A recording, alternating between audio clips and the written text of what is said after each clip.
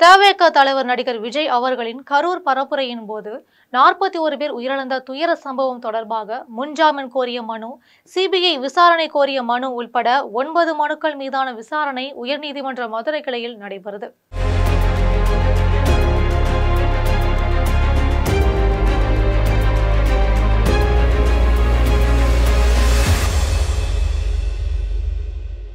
கரூர் வேலுசாமிபுரத்தில் தமிழக வெற்றி கழக தலைவர் விஜய் கடந்த செப்டம்பர் 27ஆம் தேதி பிரச்சாரம் மேற்கொண்டார்.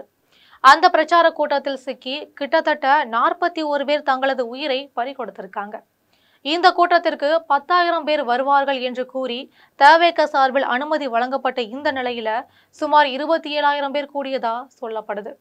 ஆண்கள், பெண்கள், குழந்தைகள் என அந்த கூட்டத்துல சிக்கி மூச்சு விட முடியாம தங்களோட உயிரையே விட்டிருக்காங்க.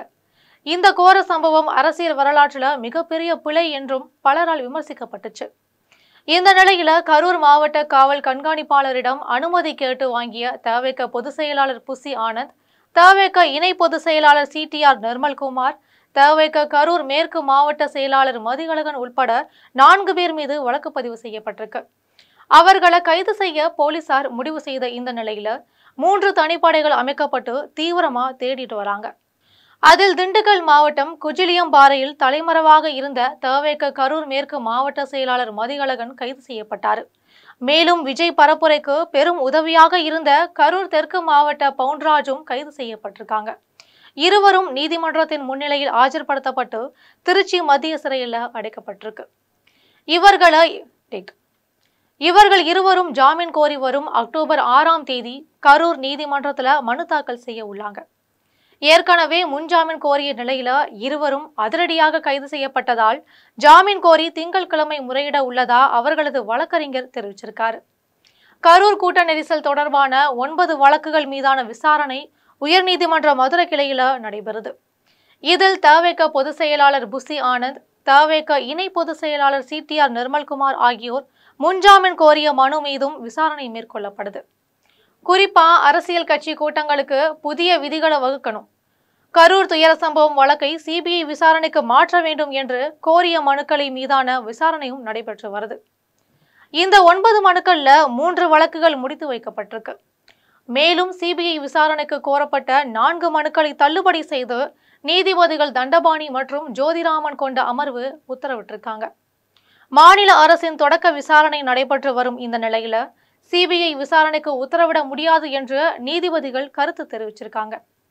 மேலும் முன்ஜாமீன் கோரி தவேக பொதுச் செயலாளர் புசி ஆனந்த், தவேக இணை பொதுச் செயலாளர் CTR நிர்மல்குமார் தாக்கல் செய்த மனுக்கள் மீதான விசாரணை நீதிபதி ஜோதிராமன் முன்னிலையில நடைபெற இருக்கு. இதனிடையே கரூர் துயர சம்பவத்தில் தவேக தலைவர் விஜய் உள்ளிட்ட அனைவரையும் சட்டத்தின் முன் நிறுத்த வேண்டும் என்று நீதியரசர் K. சந்துரு, ஓய்வு பெற்ற IAS அதிகாரி MG தேவசகாயம், இந்து என்றாம் உள்ளிட்ட சமூக செயற்பாட்டாளர்கள், எழுத்தாளர்கள், கவிஞர்கள், ஊடகவியலாளர்கள் 270க்கும் மேற்பட்டோர் கூட்டாக அறிக்கை வெளியிட்டிருக்காங்க. விஜய் அரசியல் கட்சி தொடங்கியதிலோ தனது கட்சியினரை அவர் சந்திப்பதிலோ எவருக்கும் மாறுபட்ட கருத்து இல்லை. ஆனால் அவர் தனது கட்சியினரையும் ரசிகர்களையும் சந்திக்க தேர்வு செய்துள்ள முறை இந்த நாட்டின் அரசியல் முதிர்ச்சிக்கும் பொது வாழ்க்கைக்கும் தனி மனித கண்ணியத்திற்கும் உகந்ததல்லன்னு தெரிவிச்சிருக்காங்க. விக்கிரவாண்டி, மதுரை, திருச்சி, அரியலூர், நாகை ஆகிய இடங்கள்ல விஜயின் கூட்டங்கள் இந்த பேரழிவுக்கான முன்னோட்டம் போலவே நடந்திருக்கு. பொது சொத்துக்களை சேதப்படுத்தியது, மின்கம்பங்கள், மரங்கள், அருகாமையில இருக்கிற கட்டிடங்கள் ஆகியவற்றில ஏறி சேதப்படுத்தியது என அவரது கட்சியினர் பொறுப்புணர்வின்றி, கட்டுப்பாடற்று, சுய ஒழுங்கின்றி நடந்திருக்காங்க. விஜய் அறிவித்திருந்த நேர அளவுக்குள் கரூருக்கு வராமல் தன்னை காண திரண்டிருந்தவர்களை 7 மணி நேரத்திற்கும் மேலாக காக்க வைத்ததும், அங்கு குடிநீர், உணவு, கழிவறை உள்ளிட்ட அடிப்படை தேவைகள் போதுமானதாக இல்லாதிருந்ததும் உயிரிழப்புக்கு காரணம் என்பதை காணொலி சான்றுகள் காட்டுது. ஆனால் இந்த உயிரிழப்புகளுக்கு பின்னே திட்டமிட்ட சதி இருப்பதாகவும், விஜய் மீது எந்த தவறும் இல்லை எனவும் உண்மைக்கு மாறான ஒரு கட்டுக்கதையை விஜயின் ஆதரவாளர்கள் சிலர் பரப்ப தொடங்கியிருக்காங்க. கடந்த 30ஆம் தேதி விஜய் வெளியிட்ட காணொலியில தன்னால் தான் இந்த உயிரிழப்புகள் நிகழ்ந்தன என்பது பற்றிய குற்ற உணர்ச்சியோ வருத்தமோ தார்மீக பொறுப்பேற்போ இல்லாம அரசின் மீது பழி சுமத்திவிட்டு தப்பித்து விடும் உள்நோக்கமே தெரியுது. எவ்வளவு கொடிய தீங்கையும் இழைத்துவிட்டு வதந்திகளையும் கட்டுக்கதைகளையும் களமிறக்கி தப்பித்து விட முடியும் என்கிற விஜயின் இந்த நோக்கம் தடுக்கப்பட வேண்டும் என்பது சமூக ஆர்வலர்களின் குற்றச்சாட்டாவே இருக்கு. வருங்காலத்துல இது போன்ற அவலங்கள் உருவாகாம இருக்க கூட்டத்தை கட்டுப்படுத்தும் வழிவகைகளை கண்டறியணும்.